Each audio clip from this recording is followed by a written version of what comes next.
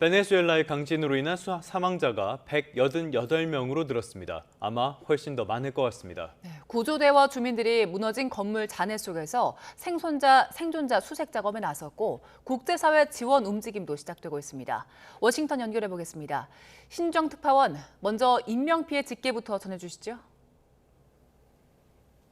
네, 호르헤 로드리게스 베네수엘라 국회의장은 현지 시간 24일 발생한 지진으로 인한 사망자가 188명, 부상자는 1,520명으로 집계됐다고 밝혔습니다. 또 현재 무너진 건물 잔해 속에 200명이 매몰돼 구조 작업을 진행하고 있고 실종자는 157명이라고 발표했습니다. 이번 지진으로 발생한 이재민 가구는 3,000가구에 달하는 것으로 집계됐습니다. 잠시 들어보겠습니다. 188 venezolanas y venezolanos fallecidos por la acción del terremoto. 1.520 personas heridas, ingresadas ya en hospitales y siendo atendidas. 막대한 물적 피해도 속속 확인되고 있습니다. 로드리게스 의장에 따르면 최소 250채의 건물이 파손됐고 특히 병원과 공공시설물 등 사회 기반 시설 피해가 컸습니다. 로드리게스 의장은 무너진 건물 잔해 속에서 구조 작업을 벌이고 있으며 사람들을 살려내기 위해 시간과의 싸움을 벌이고 있다고 강조했습니다. 그러면서 여동생인 델시 로드리게스 임시 대통령은 지진으로 가장 큰 피해를 본 해안가 일대를 방문해서 피해 수습을 지휘하고 있다고 밝혔습니다. 다만 아직 지진 피해 집계 초기 단계인 만큼 인명피해 규모는 더 늘어날 것으로 보입니다. 베네수엘라 적십자는 강한 여진이 피해 지역 주민들과 대응 인력들의 추가적인 위협을 가하고 있다고 전했는데요. 계속되는 여진과 전력, 통신, 교통 등 기반 시설의 피해로 구조 작업이 더딘 가운데 향후 인명피해 규모가 증가할 가능성이 있어 보입니다. 강진으로 삶의 터전을 잃은 이재민과 피해 지역 주민들은 여진의 공포 속에서 야외에서 밤을 보내야 했습니다. Todo roto, todo partido. Tuve que dormir en el carro de mi hijo porque no pudimos subir. 네, 각국의 지원이 절실해 보이는데요. 지금 지원 어떻게 이루어지고 있습니까? 네, 먼저 유엔은 베네수엘라 강진 피해 대응에 본격 착수하면서 국제 수속 구조팀 배치가 곧 이뤄질 거라고 밝혔습니다. 유엔은 카라카스에 중앙 조정 허브를 설치하고 베네수엘라 정부와 협력해서 구조 활동과 긴급 구호 지원에 나섰고 국제 구조팀의 현장 투입을 조율하고 있다고 밝혔는데요. 사무총장 대변인의 브리핑 잠시 들어보겠습니다. The UN supporting efforts on the ground to ensure that assistance reaches those most in need as quickly and effectively as possible. 미국도 적극적인 대응에 나섰습니다. 마코 루비오 미 국무장관은 미 동부 버지니아주 등에서 소방관과 의사, 구조공학 엔지니어 등으로 이루어진 구조대가 이미 출발했다고 밝혔습니다. 또 공항이 크게 파손된 만큼 미 국방부를 통해 장비를 지원하고 피해 규모 파악을 위해서 항공, 위성 영상도 제공하고 있다고 설명했습니다. 미 국무부는 베네수엘라에 1억 5천만 달러, 우리 돈으로 약 2,300억 원 규모의 원조를 제공할 계획도 발표했습니다. 루비오 장관은 생존자 구조의 골든타임인 향후 48에서 72시간이 가장 중요하다면서 미국 정부가 신속한 지원에 나설 거라고 강조했습니다. Those are the acute, like short-term needs over the next 48 to 72 hours because in search and rescue, you're trying to get to people while you can still save their lives. They're buried under rubble. 베네수엘라 인근 중남미 국가들의 지원도 이뤄지기 시작했습니다. 멕시코의 클라우디아 셰인바움 대통령과 칠레의 호세 안토니오 카스트 대통령은 구조대와 의료진을 현지에 파견해 잔해 제거와 실종자 수색 등을 지원하겠다고 밝혔습니다. 또 국제통화기금과 세계은행은 베네수엘라 정부와 협의를 통해 지원 방안을 검토하고 있는 것으로 알려졌습니다. 지금까지 워싱턴에서 YTN 신윤정입니다. 베네수엘라를 강타한 이번 지진은 126년 만에 최악의 강진으로 기록될 전망입니다. 주택은 물론 공항과 방송국도 곳곳이 무너졌는데 한 시민은 공포 영화 같았다며 울먹였습니다. 김희준 기자의 보도입니다. 차량을 세워둔 채 작업을 하다 잠깐 쉬던 운전자들. 도로가 흔들리며 위험한 기운이 감지되자 혼비백산에 달아납니다. 수도 카라카스 외곽의 한 국제공항. 여행객들이 긴박하게 대피합니다. 베네수엘라 전 의원이 현장에서 촬영한 영상인데 천장이 내려앉고 곳곳엔 먼지가 자욱합니다. Observen cómo quedó el aeropuerto Maiquetía estando nosotros acá adentro. Mira, el desastre que hay. Acabado totalmente. Observen después el terremoto. 베네수엘라 국영 방송사도 여지없이 피해를 입었습니다. 건물 외벽이 무너져 내리고 주차된 차량들도 파손됐습니다. 이번 참사는 1900년 규모 7.7의 강진 이후 베네수엘라 본토와 해안가에서 발생한 지진 중 최대 규모입니다. Abrir la puerta como pudimos, una nube de humo que no nos dejaba ver. Y bueno, cuando bajamos el escenario era de película de terror. 수색 구조 작업이 한창인 가운데 안타깝게도 잇따라 시신이 수습되고 있어 인명 피해도 최악이 될 거란 우려 섞인 전망이 나오고 있습니다. YTN 김희준입니다. 네, 이런 졸전 속에서도 우리 대표팀을 응원하는 함성은 전국 곳곳에서 울려 퍼졌습니다. 시민들과 학생들은 극장과 온라인 교실 등에서 끝까지 응원하며 선수들에게 격려를 보냈습니다. 이성호 기자입니다. 충북 청주의 한 극장. 경기 시작 전부터 시민들이 기대 섞인 표정으로 자리를 잡고 대표팀의 선전을 기원합니다. 손에는 응원 도구를 들고 대한민국을 외치며 분위기를 한층 끌어올립니다.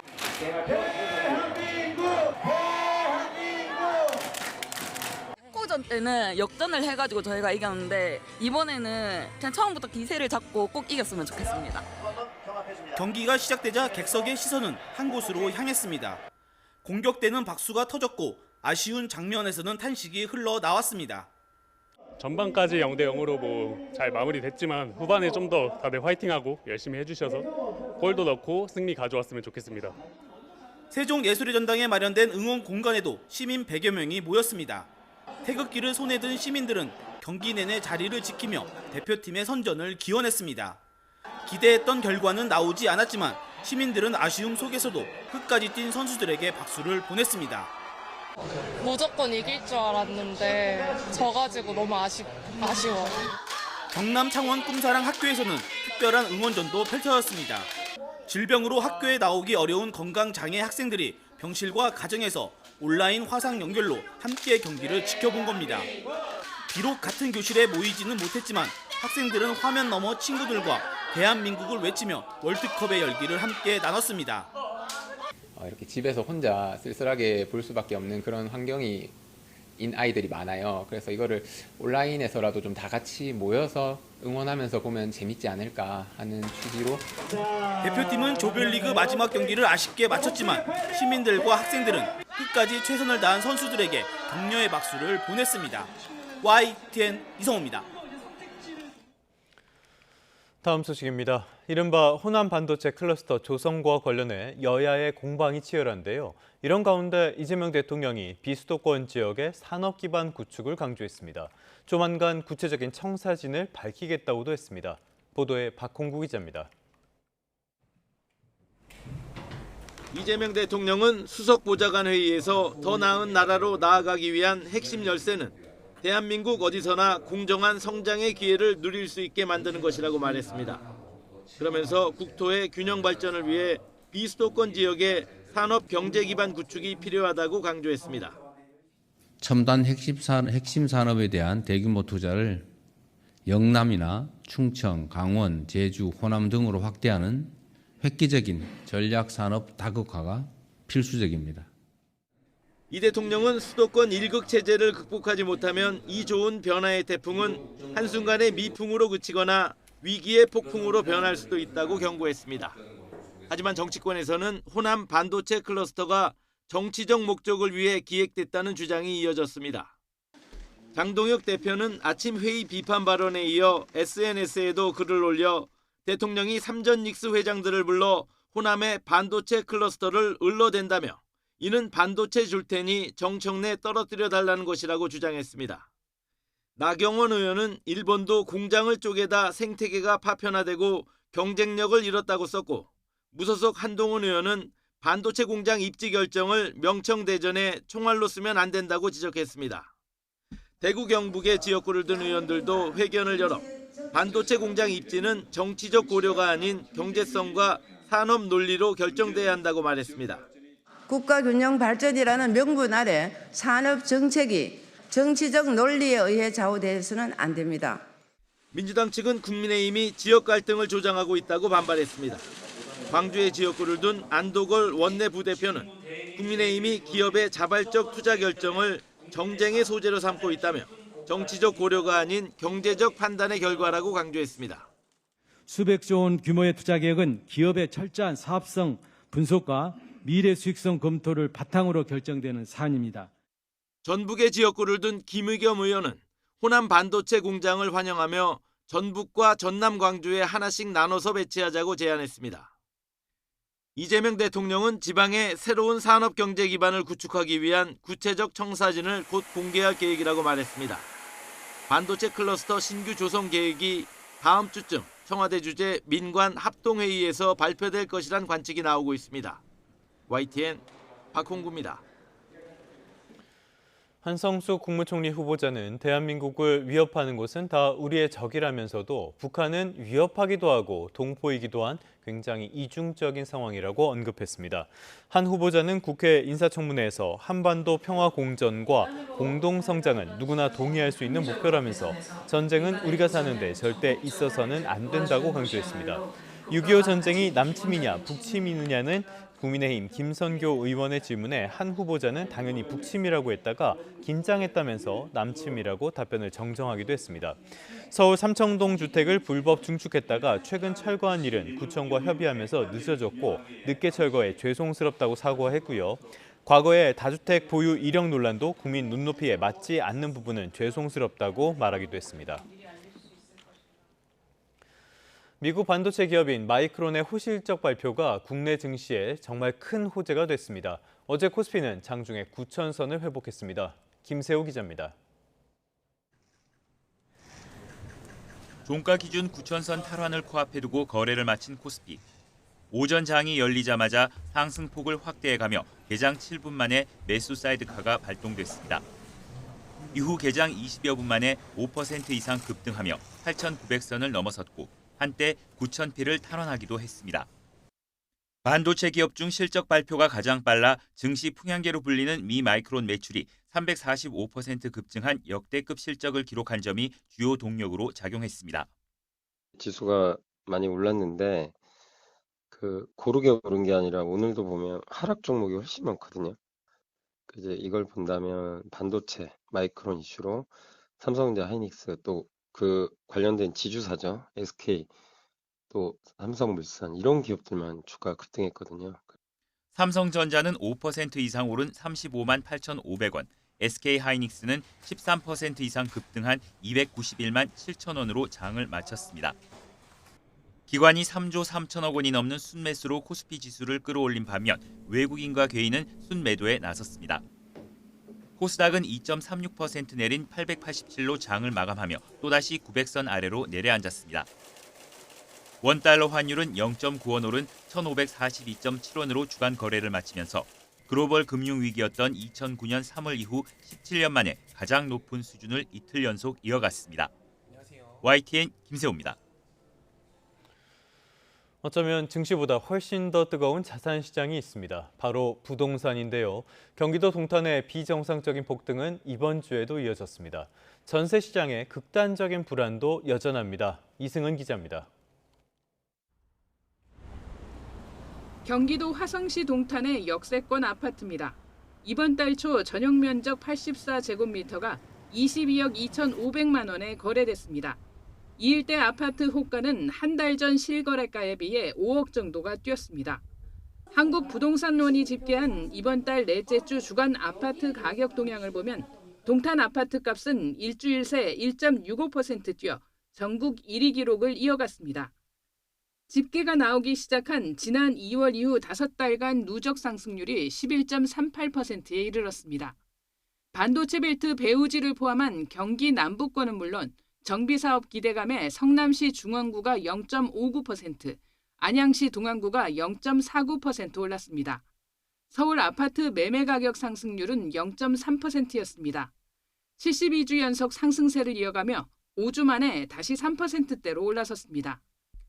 강남구가 0.35% 오르는 등 강남권 재건축 단지를 중심으로 상승폭이 확대됐을 뿐 아니라 도봉 0.46%, 성북 0.41% 등 비강남권까지 상승세가 확산했습니다. 전월세가 가파르게 오르고 매물이 부족한 상황에서 정책 대출이 가능한 아파트를 중심으로 신혼부부 등 실수요가 유입된 결과로 보입니다. 전세난도 심화하고 있습니다. 서울 전셋값이 한 주 전보다 0.35% 오르며 2013년 10월 셋째 주 이후 최고 상승률을 보였습니다. 성동과 성북이 0.55, 구로가 0.54% 올랐습니다. 경기 지역 가운데서는 동탄이 0.53%, 광명이 0.4%로 높은 상승률을 보였습니다. 매물 고등난과 가격 상승과 전세 대출 이자 이런 것들이 모두 높아지고 있고요. 월세 가격도 지금 역대 최고치 상승률을 나타내고 있어서 임대차 시장의 가격 부담으로 이어지고 있는 것이라고 봐야 될 것 같습니다. 부동산 보유세와 금리 인상 전망에도 매물 부족과 전월세 가격 상승, 유동성 확대에 서울과 수도권 핵심 지역을 중심으로 가격 상승세가 이어질 것이라는 시각이 많습니다. YTN 이승은입니다. 경제 한 줄 뉴스입니다. 올해 1분기 삼성전자가 글로벌 디램 시장 1위 자리를 지켰고요. 고대역폭 메모리 HBM 시장 1위는 SK 하이닉스가 차지했습니다.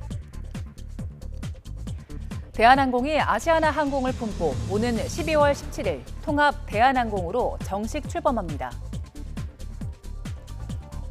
한화파워가 가스 압축기를 공급하며 처음으로 북미 시장에 진출했습니다.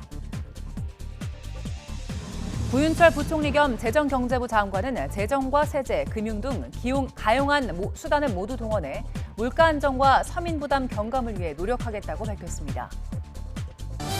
국토교통부 대도시광역권 교통위원회는 정부가 시행 중인 모두의 카드 추가 환급 혜택이 오는 9월까지 이어진다고 밝혔습니다. 지금까지 경제 한 줄 뉴스였습니다. 다음 소식입니다. 윤석열 전 대통령에 대한 내란 우두머리 사건 항소심 재판이 한 달 만에 재개됐습니다. 특검은 재판부에 사형을 선고해달라고 요청했습니다. 이만수 기자의 보도입니다. 내란 우두머리 혐의 항소심 재판을 받고 있는 윤석열 전 대통령은 지난달 14일 재판부 기피 신청을 냈습니다. 같은 재판부가 한덕수 전 총리의 내란 중요 임무 종사 혐의를 유죄로 판단하며 윤 전 대통령의 내란 우두머리 혐의도 사실상 유죄로 인정했다는 겁니다. 하지만 대법원은 지난 12일 기피 신청을 최종 기각했고 한 달 만에 다시 재판이 열렸습니다. 조은석 내란 특검팀은 무기징역형을 내린 1심 판결이 너무 가볍다며 구형량과 같은 사형을 선고해달라고 요청했습니다. 또 1심에서 인정되지 않은 노상원 수첩의 증명력도 인정해야 한다고 주장했습니다.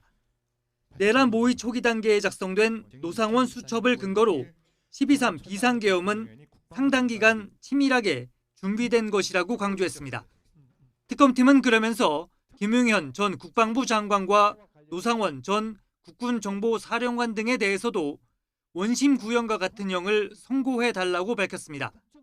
1심에서 특검팀은 김 전 장관과 노 전 사령관에게 각각 무기징역과 징역 30년을 구형했고 재판부는 징역 30년과 징역 18년을 선고했습니다.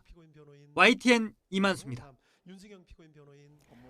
이른바 현대판 매관 매직 의혹에 연루된 김건희 씨가 오늘 1심 선고를 받습니다.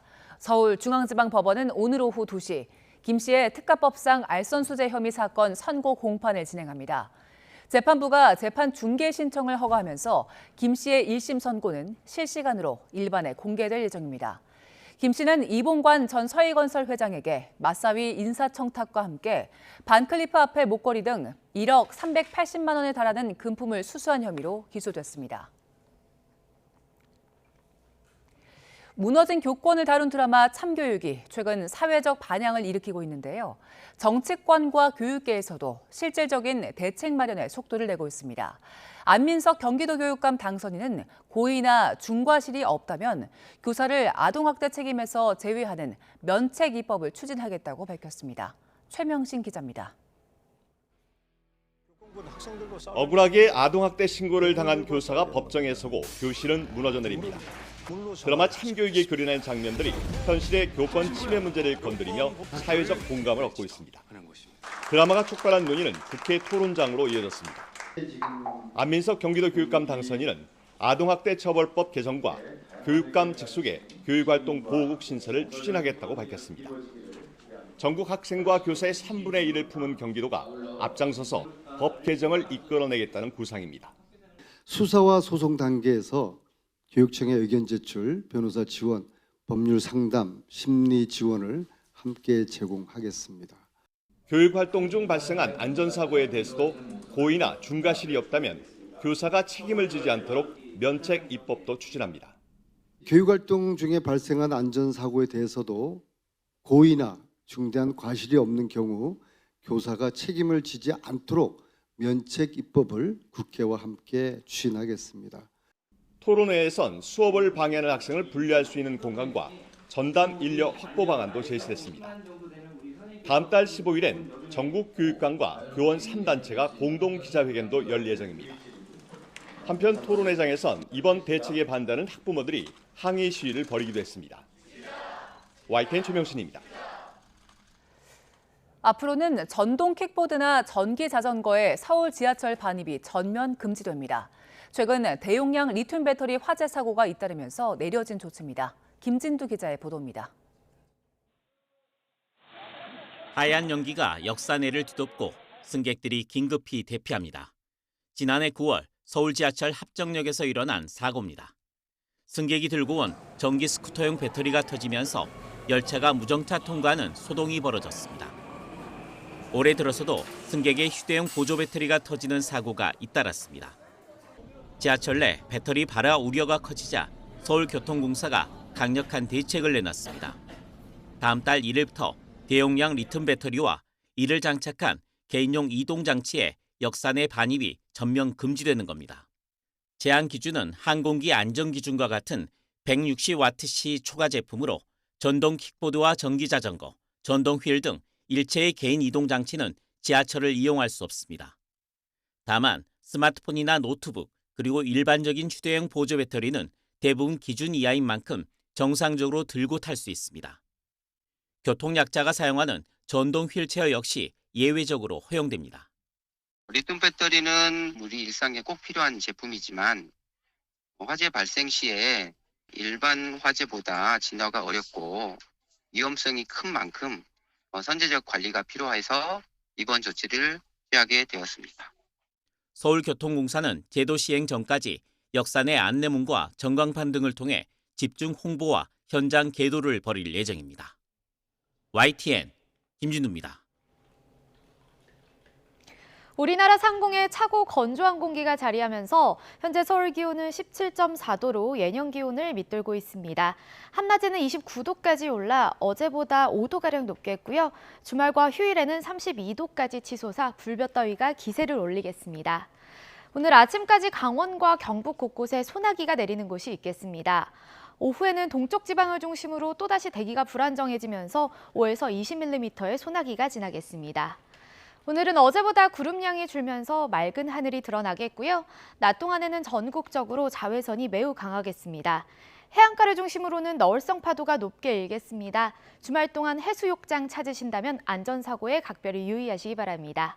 출근길 기온 보겠습니다. 현재 서울 기온은 17.4도, 청주 20.2도를 나타내고 있습니다. 한낮에는 내륙을 중심으로 덥겠고 동해안은 선선하겠는데요. 서울 29도, 속초 22도, 대구 29도로 예상됩니다. 날씨였습니다.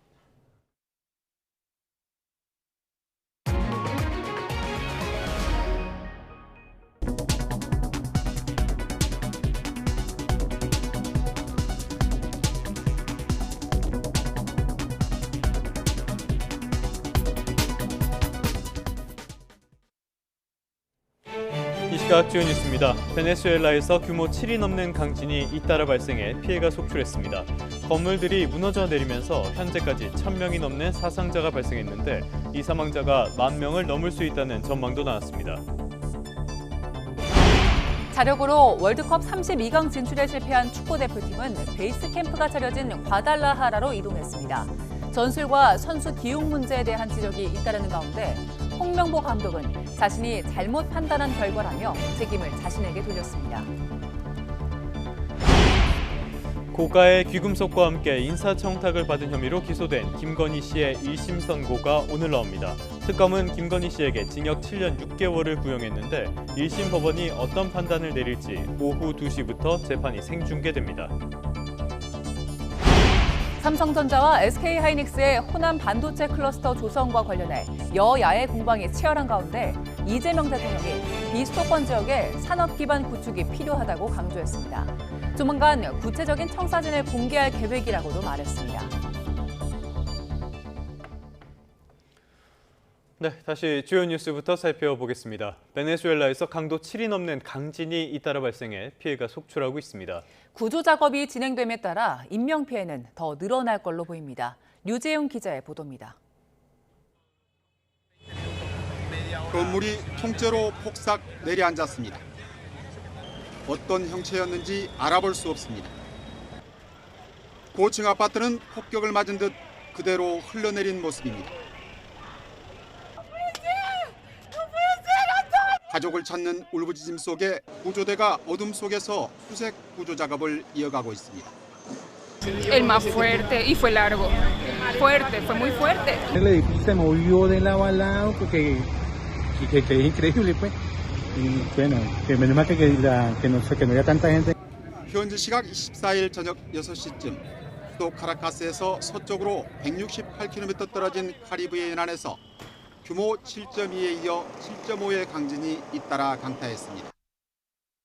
트럼프 미국 대통령이 구조대를 급파하겠다고 밝히는 등 국제구호대가 현장으로 향하고 있으며 베네수엘라 정부는 임시 비상사태를 선포하고 긴급 대응에 나섰습니다. El primer mensaje para nuestro pueblo es mantener la unión para salvar vidas. Inmediatamente de la ocurrencia de estos dos sismos, 수색 구조 작업이 진행되면서 인명 피해도 속속 집계되고 있습니다. 미국 지질국은 10,000명에서 10만 명의 사망자가 나올 수 있다고 우려하고 있습니다. 카리브판과 남미판의 경계에 있는 베네수엘라는 지진이 잦은 지역으로 지난 1967년과 97년 지진 때에도 각각 230여 명과 70여 명이 숨지기도 했습니다. YTN 유재용입니다. 문제는 장비입니다. 변변한 중장비가 없어서 구조 작업에 애를 먹고 있습니다. 주민들은 건물 잔해 속에서 들려오는 구조 요청에 발만 동동 구르면서 맨손으로 생존자 구조에 나서고 있습니다. 신현준 기자의 보도입니다. 강진의 피해가 가장 크게 발생한 라과이라주. 베네수엘라 정부는 국가 비상사태를 선포하고 이 지역에 구조대를 집중 투입했습니다. 하지만 피해 지역이 워낙 넓어 구조의 손길이 미치지 못하는 곳이 속출하자 주민들이 직접 맨손으로 잔해를 치우며 생존자 수색에 나섰습니다. Hay un desespero, mi amor, que te puedo decir, un desespero. Quisiera saber dónde está mi niño, si está atrapado, o está por ahí un refugio. De verdad, estoy desesperada. 미국 등 서방의 제재로 오랜 기간 경제난을 겪어온 베네수엘라는 불도저나 굴착기 같은 중장비가 충분하지 않은 실정. 소방대원과 경찰, 자원봉사자까지 힘을 보태고 있지만 무너진 건물 곳곳엔 여전히 구조의 손길을 기다리는 사람들이 남아 있습니다. Linda Gómez, mi amor, perdí a mi hija, a mi nieto y a mi nietica que van a ser el 24 de hoy en un mes nací a mi nieto. Necesito que me ayuden, necesito que me ayuden. 잔해 속에서 들려오는 구조 요청에도 아무것도 할 수 없는 가족들은 애가 타들어갑니다. Dios mío. Y llegamos anoche mismo escuchando el grito, no podíamos hacer nada, esperamos que amaneciera, amaneció, bueno, aquí estamos. 사정이 이렇자 국제사회도 긴급 지원에 나섰습니다. 미국과 독일, 스페인은 긴급 구조팀을 급파했고 중남미 국가들도 구호 물자를 보내며 힘을 보태고 있습니다. 시간이 흐를수록 생존자 구조의 골든타임이 줄어드는 상황에서 구조를 위한 사투가 이어지고 있습니다. YTN 신현주입니다. 일본에서도 규모 7.2 지진이 발생했습니다. 한때 신칸센 운행이 중단되기도 했지만 큰 피해는 없었습니다. 도쿄에서 이승배 특파원입니다.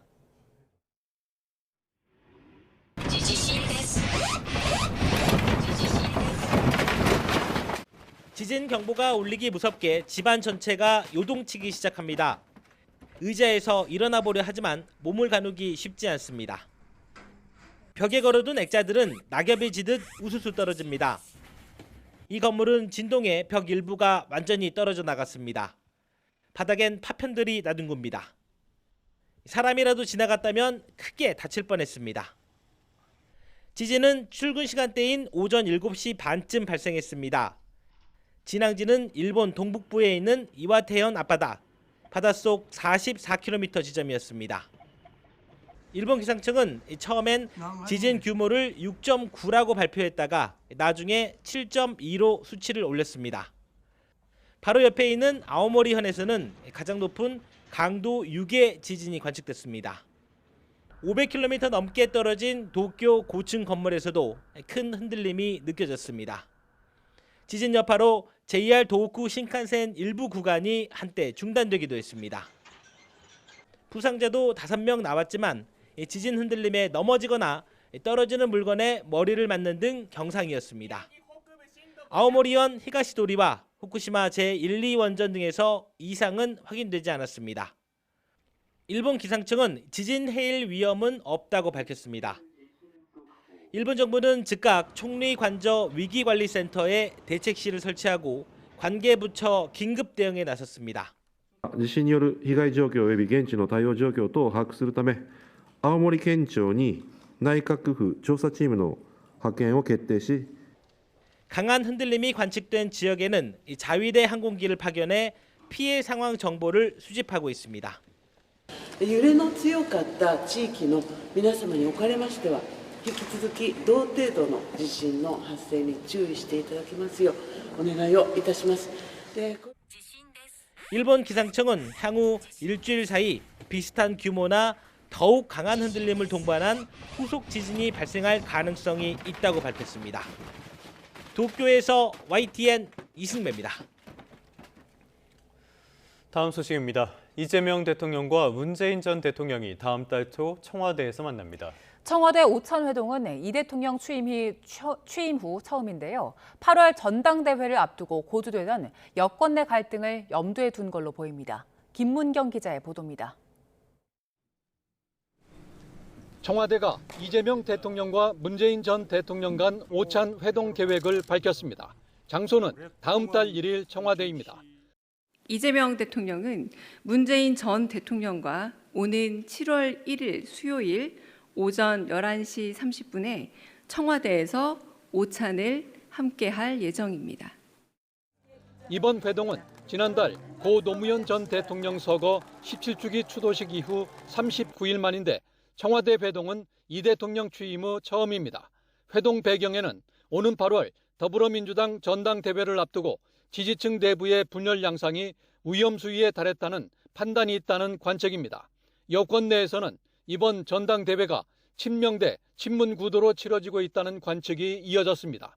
이를 둘러싼 갈등이 고조되자 이 대통령은 지난 19일 기자회견에서 우려를 표명하기도 했습니다. 진짜 죽일 듯이 싸우고 진짜 죽이면 어떡해요? 응? 적도 아니고. 경쟁이 전쟁이 되지 않으면 좋겠다. 청와대는 전현직 대통령의 만남을 통해 여권 내 화합이 절실하다는 신호를 줄 것으로 기대하는 분위기입니다. 다만 새 당대표가 2028년 총선 공천권을 행사하는 만큼 개별 의원의 이해관계도 맞물려 있어 갈등이 봉합될지는 지켜봐야 할 것으로 보입니다.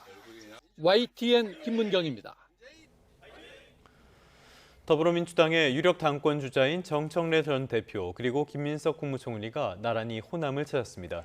보안 수사권을 놓고 신경전도 벌였는데 과열 경쟁을 우려하는 목소리가 나옵니다. 조은지 기자입니다. 민주당 대표직에서 물러난 이튿날 정청래 의원이 전북 지역 당선인 워크숍에 등장했습니다. 당권 출사표는 언제 던지냐는 질문에 모든 건 때가 있다, 대중의 마음과 같이 가야 한다고 말을 아꼈지만 지방선거 때 전북에서 완승했다며 각별한 고마움을 전했습니다. 도지사 안 될까 봐 가슴이 벌렁벌렁했다. 전북 선거 결과로만 보면 큰 국가꽃을 피우게 되었습니다. 정 의원은 또 보안수사권 전면 폐지 지금 당장이라는 강성 지지층 취향 저격 메시지도 올렸습니다. 재헌절 이전에 형사소송법을 처리해야 한다며 정부안 즉각 국회 제출을 첫 손에 꼽았는데 이에 응답하듯 김민석 국무총리는 2박 3일 중국 출장에서 돌아오자마자 검찰개혁을 주제로 예고에 없던 브리핑에 나섰습니다. 수사기소 분리와 보안수사권 폐지가 정부 기본 입장이라면서 구체적 설계와 입법은 국회로 넘겼습니다. 정부가 별도의 입법안을 제시하기보다는 국회의 논의와 결정을 존중하도록 하겠습니다. 그리고 곧장 정청래 의원이 떠난 전북 정읍으로 김 총리도 출동했습니다. 8월 전당대회를 앞두고 권리당원이 집결한 호남 핵심 승부처에서 당신 잡기가 숨가쁘게 돌아가는 모습인데 미국에 있는 송영길 의원도 귀국 이튿날인 28일 전주에서 타운홀 미팅을 열기로 했습니다. 뚜렷해지는 3파전 구도에 지도부는 쓰러뜨리기 위한 경쟁은 안 된다며 과열을 경계했습니다. 경쟁의 끝에서 우리는 반드시 원팀으로 만나야 합니다. 멸칭까지 주고받는 개파 전면전 양상에 옐로 카드를 꺼내든 셈인데 자칫 이재명 정부 2년차 국정 운영까지 흔들릴 수 있다는 위기감이 반영된 걸로 풀이됩니다. YTN 조은지입니다. 국민의힘 장동혁 대표가 퇴원 뒤 당무에 복귀했는데요. 당 기강 잡기에 나서자 개파 갈등이 고조되고 있습니다. 쇄신파는 당 지도부가 총사퇴한 뒤 전당대회를 다시 치르자고 촉구했습니다. 이동우 기자의 보도입니다. 건강 악화 등으로 입원했다가 퇴원한 다음 날 최고위원회의에 나온 국민의힘 장동혁 대표.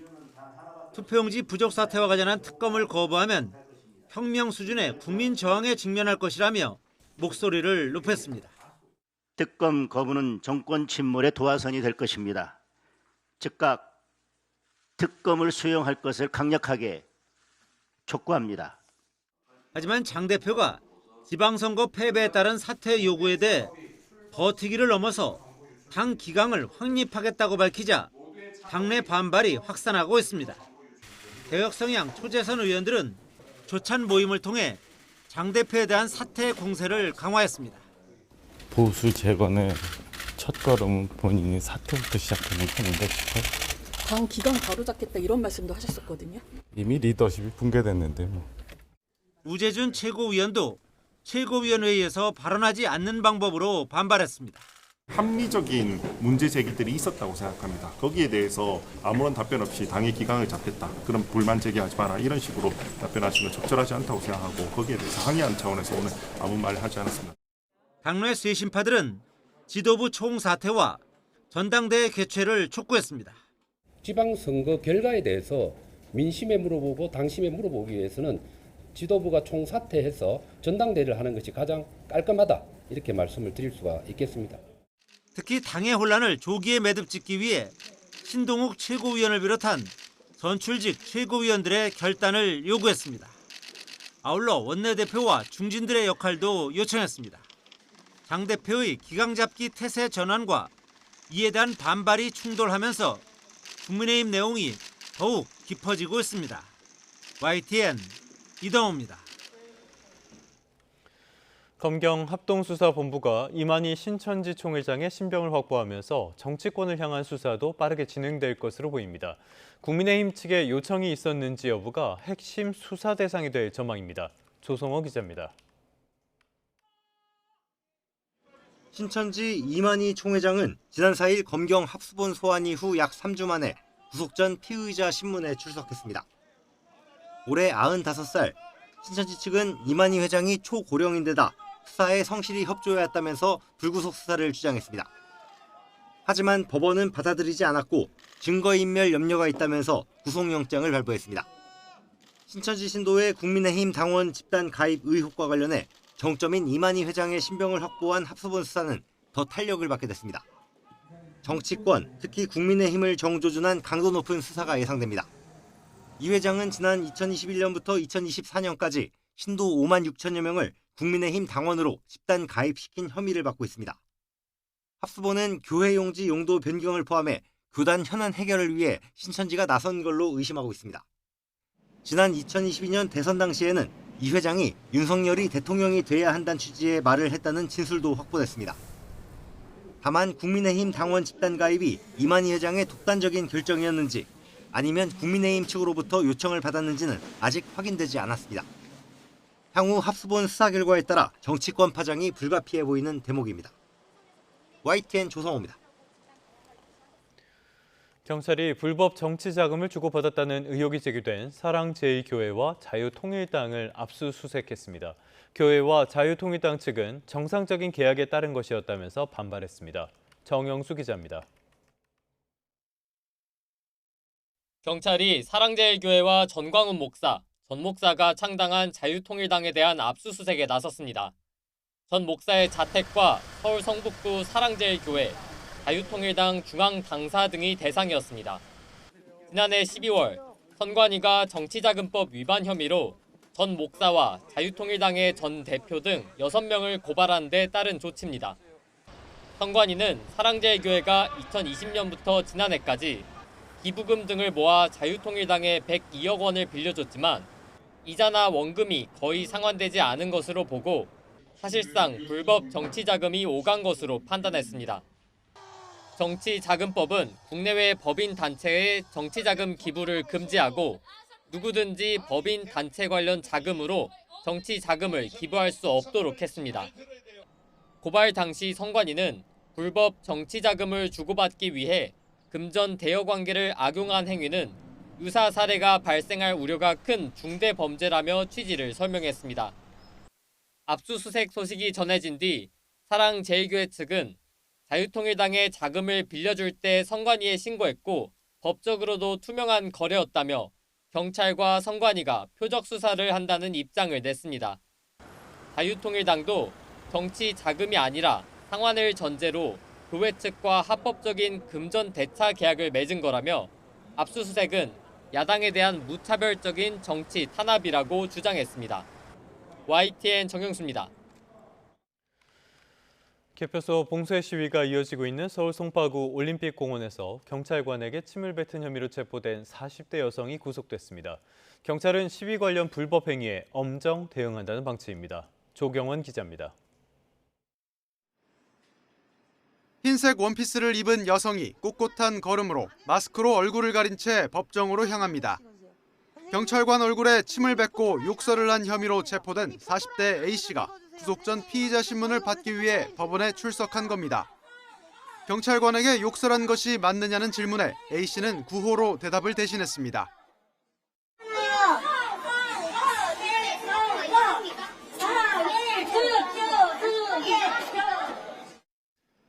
법원은 공무집행 방해 등 혐의를 받는 A씨에 대한 구속영장을 발부했습니다.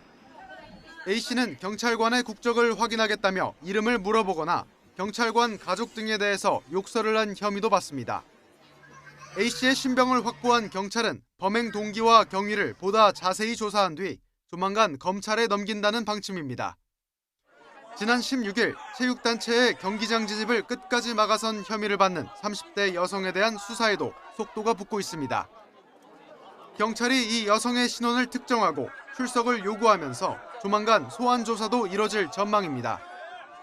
경찰은 이 여성을 포함해 체육단체들의 업무를 방해한 혐의를 받는 3명의 신원을 특정하고 또 다른 6명에 대해서도 수사하고 있습니다. 이 밖에 봉쇄 시위 현장에서 발생한 폭행이나 명예훼손 등 불법행위 30여 건에 대해서도 경찰은 모두 엄정하게 수사한다는 방침입니다. YTN 조경원입니다. 서울 동부지방법원은 지난 23일 자유와 혁신이 송파구 개표소에 보관 중인 투표지와 투표함에 대해 제기한 증거보전 신청 항고를 기각했습니다. 법원은 신청한 증거물을 확보하더라도 선거 관련 본안 소송에서 쟁점 입증과 무관하다고 보고 투표용지 부족 사태와 보전 신청한 증거물 사이에 관련성이 인정되지 않는다고 판단했습니다. 또 현행법에 따라 해당 증거물을 선관위가 보존하는 것이 원칙이어서 별도로 보존할 필요성도 없다고 해석했습니다. 다음 소식입니다. 미국과 이란의 협상이 진행되는 가운데 그동안 잠복해 있던 미국과 유럽 동맹 간 균열이 다시 드러나고 있습니다. 트럼프 대통령은 나토 사무총장 면전에서 유럽 동맹국들을 거듭 비난했고 나토 측은 미국의 불만을 진화하느라 안간힘을 썼습니다. 함영건 기자의 보도입니다. 백악관을 찾은 마르크 류터 나토 사무총장. 다음 달 나토 정상회의를 앞두고 트럼프 대통령을 만난 자리에서 대형 그래프까지 꺼내들었습니다. 트럼프 대통령 취임 이후 유럽과 캐나다의 국방비가 크게 늘었다면서 이를 트럼프 1조 달러 효과라고 표현했습니다. The Trump trillion shows you the increase Europeans and Canadians are paying into defense since you took office in 2017. 나토는 특히 올해 유럽과 캐나다의 국방비 지출이 지난해보다 20% 가까이 들어 1,390억 달러가 추가 투입됐다고 설명했습니다. 하지만 트럼프 대통령의 평가는 달랐습니다. 이란 군사작전에서 유럽이 미국을 충분히 돕지 않았다며 나토 동맹 국가 이름을 일일이 거명하면서 거침없이 불만을 토로했습니다. But I was disappointed. I was disappointed with Italy. I was disappointed with the UK. We were disappointed with Germany and France. We're disappointed with most of them. Spain is a horror show. 트럼프 대통령은 미국이 원한 건 동맹국의 충성심이었다면서 유럽은 작은 지원조차 하지 않았다고 비난했습니다. 이에 대해 류터 사무총장은 유럽 기지에서 미군 항공기 4천 내지 5천 대가 출격했기 때문에 이란 작전도 가능했던 것이라면서 유럽이 미국을 외면한 게 아니라고 맞받았습니다. 이번 방문은 다음 달 튀르키예에서 열리는 나토 연례 정상회의를 앞두고 미국과 유럽 동맹국 간 고조된 긴장을 완화하기 위한 행보였습니다. 하지만 이란 전쟁에서 일부 유럽 국가들이 군사 지원에 소극적인 태도를 보이면서 트럼프 대통령이 나토 탈퇴 가능성까지 시사했던 앙금이 다시 표출된 겁니다. 이란 전쟁은 일단 멈췄지만 미국과 유럽의 균열은 그대로 남으면서 다가오는 나토 정상회의는 동맹의 결속을 확인하는 시험대가 될 전망입니다. YTN 함형건입니다. 이스라엘군이 친이란 무장정파 헤즈볼라와의 전쟁 과정에서 레바논 남부에 구축한 완충지대 일부에서 병력을 철수했다고 로이터 통신이 미 국무부 당국자를 인용해 보도했습니다. 이 당국자는 이스라엘이 남부 레바논 점령지 일부에서 철수했다며 이제 레바논 정규군이 해당 지역에 진입해 테러 무기와 인프라를 제거해야 한다고 말했습니다. 이어 이스라엘의 이번 조치는 레바논 정부를 향한 중요한 선의의 표시라고 평가했습니다. 그러나 이스라엘 정부 대변인은 언론 브리핑에서 헤즈볼라가 위협으로 남아있고 이들이 무장 해제되지 않는 한 레바논 남부에서 병력을 철수하지 않을 거라며 철군설을 부인했습니다. 호르무즈 해협 연안국인 오만이 해협을 통과하는 선박에 어떤 통행료도 부과되지 않을 거라는 입장을 밝혔습니다. 바드르 알부사이디 오만 외무장관은 현지 시간 25일 바레인 수도 마나마에서 마르코 루비오 미 국무장관, 걸프 지역 외무장관들과 함께한 회의에서 향후 조치에 통행료를 부과하는 일은 절대 수반되지 않을 거라고 말했습니다. 이는 미국과의 종전합의 후속 협상이 진행되는 60일 이후 안전과 항행, 환경과 보험 서비스를 제공한 대가로 호르무즈 해협을 지나는 상선에 수수료를 부과하겠다는 이란 측의 주장과는 배치됩니다. 오만 해안 가까이에서 호르무즈 해협을 지나던 화물선이 공격받은 걸로 의심된다는 신고를 접수했다고 영국 해사무역기구가 밝혔습니다. 로이터 통신에 따르면 이 선박은 오만 다히트항에서 남동쪽으로 7.5해리 떨어진 곳에서 우연을 발사체에 맞았다고 신고했습니다. 함교에 파손이 있지만 인명피해나 환경피해는 없고 관계당국이 조사를 벌이고 있다고 영국 해사무역기구가 설명했습니다.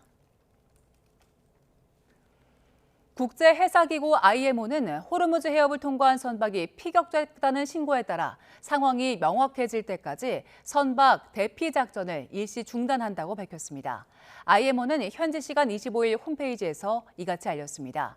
아르세니오 도밍게스 사무총장은 IMO의 대피 계획에 따라 여러 선박이 성공적으로 대피했지만 필요한 안전 보장이 계속 유지되고 있는지 재확인하기 위해 대피 계획의 시행을 일시 중단하기로 결정했다고 설명했습니다. 여름철 부청객 러브버그가 기승을 부리자 서울시가 살수 드론과 고공 포집기를 투입해 본격적인 방제에 나섰습니다. 완벽한 박멸 대신 친환경 방식으로 개체수를 조절해서 시민 불편을 줄이는 게 목적입니다. 김준영 기자의 보도입니다. 서울 불암산 자락의 숲길. 거대한 날개를 단 대형 드론이 굉음을 내며 하늘로 솟구칩니다. 드론이 풀숲과 나무 위를 미끄러지듯 날아가며 하부에서 미세한 물방울을 넓게 뿜어냅니다.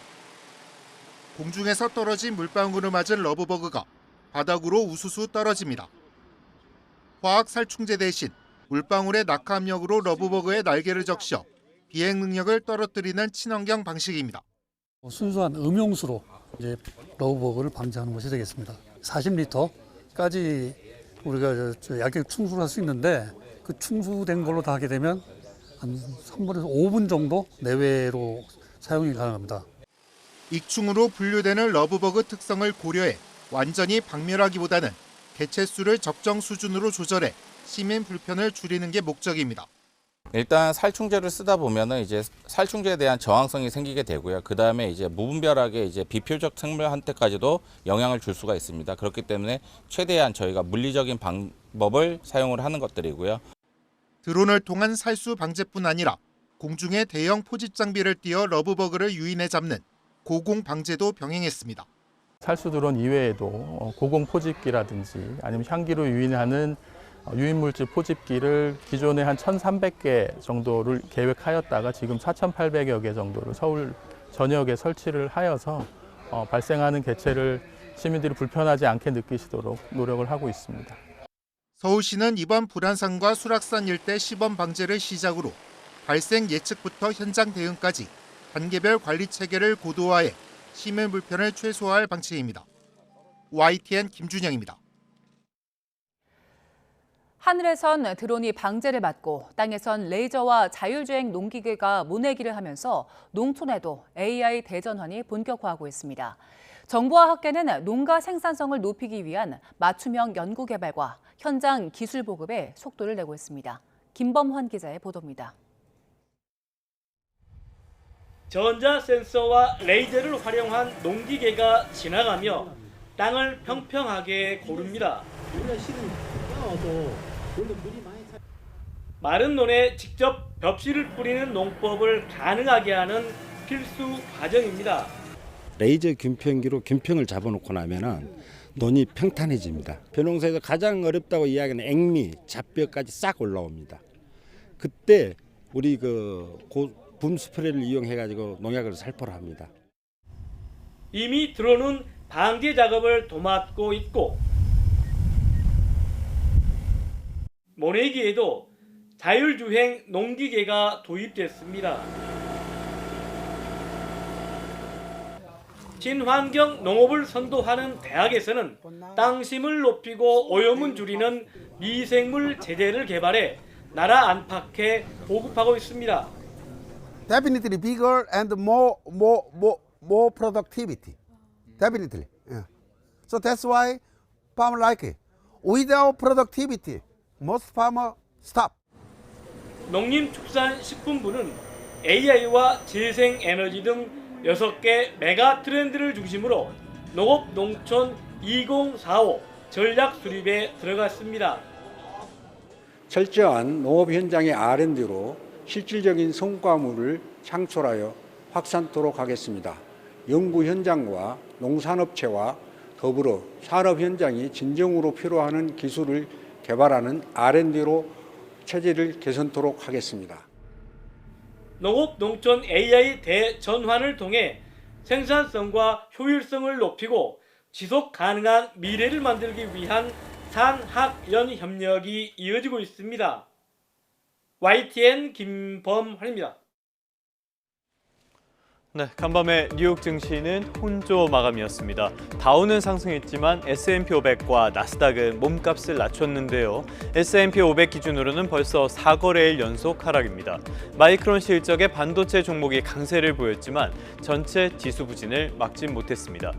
간밤엔 중요한 경제 지표 발표가 여러 건 있었는데요. 먼저 물가 지표입니다. 5월 개인 소비 지출 PCE 물가 지수는 겉보기엔 그럭저럭 무난했습니다. 1년 전보단 4.1% 폭등세로 2023년 4월 이후에 가장 높았는데요. 그래도 전달보다는 0.4% 상승으로 막았습니다. 최근 국제유가가 안정세에 접어들었으니까 이후 지표는 더 괜찮아질 겁니다. 이렇게 보면 무난해 보이는데 속내는 그렇지 않습니다. 음식 서비스나 숙박 지출은 줄었는데요. 의료나 주거, 기름값에는 돈이 몰렸습니다. 안 써도 되는 재량 소비는 확 줄이고 꼭 써야 하는 곳으로 돈이 빨려 나간다는 뜻이죠. 그나마 이 소비도 탄탄한 것만은 아닙니다.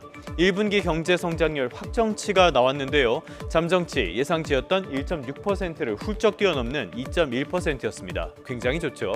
그런데 세부적으로 보면은 수입 증가율이 기존 21.1%에서 11.8%로 확 줄어든 게 결정적인 영향을 미쳤습니다. 그러니까 통계적인 착시가 있었다는 뜻입니다. 인공지능 열풍 속에 기업의 투자는 탄탄했는데요. 미국 경제의 70% 이상을 차지하는 핵심 엔진, 소비는 0.5%로 뚝 떨어졌습니다. 겉으로는 탄탄하지만은 속은 골마가는 게 아닌지 우려가 커질 수밖에 없습니다. 간밤의 특징주로는 애플을 꼽아봤습니다. 주가가 6% 넘게 폭락했는데요. 주요 제품 가격을 적게는 $100에서 많게는 $300까지 올린 게 부정적인 영향을 미쳤습니다. 왜 그랬을까요? 배경엔 반도체 대란이 있습니다. 인공지능 시대에 메모리 반도체 수요가 폭증하고 공급 부족 속에 가격이 미친 듯이 치솟다 보니까 제조사들이 비명을 지르기 시작한 셈입니다. 일종의 청구서가 던져진 건데요. 앞으로의 흐름에 변곡점이 생길 수 있다는 점은 유념하셔야겠습니다. 지금까지 2분 뉴욕 증시였습니다.